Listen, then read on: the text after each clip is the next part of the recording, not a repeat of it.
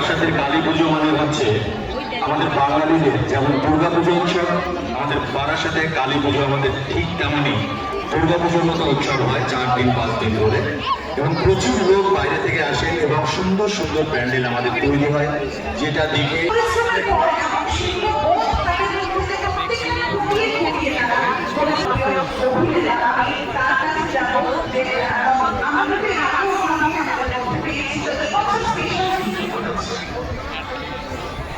নমস্কার।